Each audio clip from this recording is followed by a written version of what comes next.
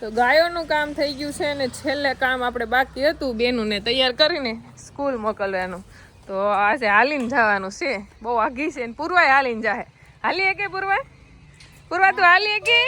ટાટા. આમ ગાડી આવે એક સાઈડ હો. તો આજે પૂર્વાની યુનિફોર્મ નથી પહેરાવ્યો કારણ કે ગરમીની અકળાઈ જાય ને એટલા માટે યુનિફોર્મ નથી પહેરાવ્યો. યુનિફોર્મનું કાપડ ટી શર્ટનું જાડું છે. તો જેની કે મમ્મા એ અકળાઈ જાય બપોર થાય ને ત્યાં તો બપોર લઈ આવશું જ તે, પણ તોય હળવા કપડાં પહેરાવી દીધા. અને જો આપણે એને ખાણ દઈ દીધા છે, પાઈ લીધા છે અને નિરણ પણ નાખી દીધી છે. અને બધા મસ્ત જો હોનું તો બેહી ગઈ હંધાઈ વેલા. અમારે ઉતાવળા ગાયું હોય ને તો હોનું એટલી ઉતાવળી, ખાવામાં ઉતાવળી, હંધાઈને પેલા બેહી જવામાં ઉતાવળી. એટલે બાયું કેમ એક માળમાં રહેતી તો એની પેલા હું કામ કરી નાખું એની ઘોડે. અહીંયા જો આપણી કેહર ખાતા શીખી ગઈ છે,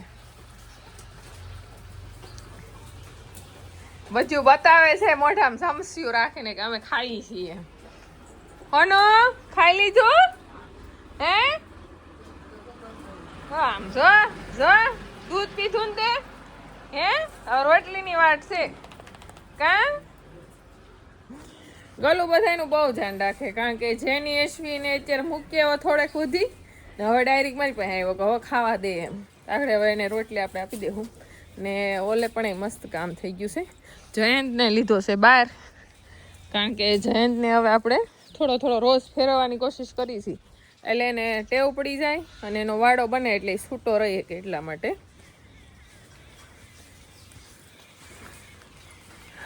તો બધી ગાયો ઓલી બેઠી છે, મીરાને બધા ખાય છે, તુલસી ને બધા. અત્યારે તો ઘોર અંધારું એટલે કે રાતનો સમય થઈ ગયો છે ને આપણે અત્યારે ઘી ગરમ કરવાનું લઈ લીધું છે કારણ કે આખો દિવસ એટલો તાપ પડે ને તે રાત સિવાય આ કામ ન થાય. શું કેવું? અને આમ રાતે શું છે થોડુંક ટાઢું વાતાવરણ થઈ જાય ને અત્યારે દિવસે કેટલો તડકો પડે છે. આપણી પાસે જેવી કઈ સુવિધા નથી કે કઈ રૂમ હોય કે એની અંદર આપણે કરીએ એમ. એટલે અત્યારે ખુલ્લા આસમાન હેઠળ કરવાનું છે અને સાંજનો સમય થઈ ગયો થોડોક ટાઢો પર થઈ ગયો હોય તોય છતાં ગરમી થાય છે કારણ કે અત્યારે અહીંથી તાપ છે અને ઉપરથી તાપ છે. તોય અત્યારે આમ તડકો નથી તોય ગરમી બહુ છે, ગરમી થાય, ઉકળાટ થાય છે. હા, તો આપણે ગાયનું ઘી જો આમાં ગરમ કરવા મૂકી દીધું છે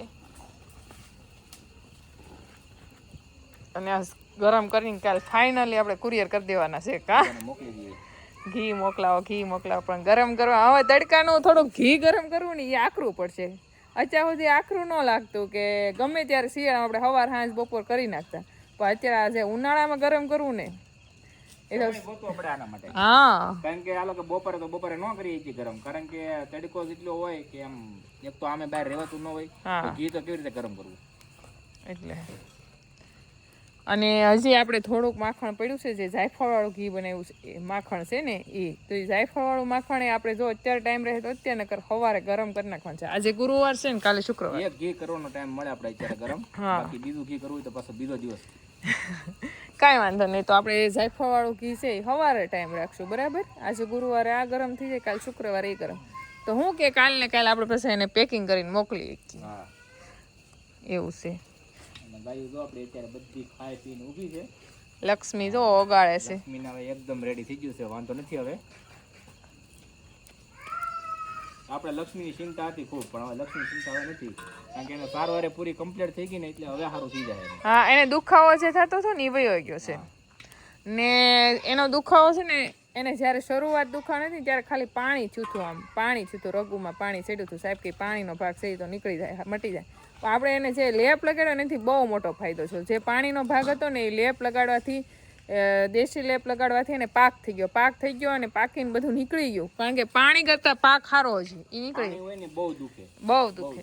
હા, એટલે તો આપણી લક્ષ્મીને શાંતિ મળી ગઈ ને તો આપણને કંઈક નવીન કામ કરવાની મજા આવે.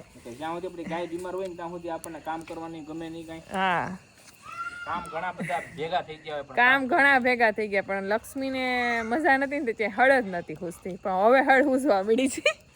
હવે ભેગા થયેલા કામ ઉકેલવાના છે. હા.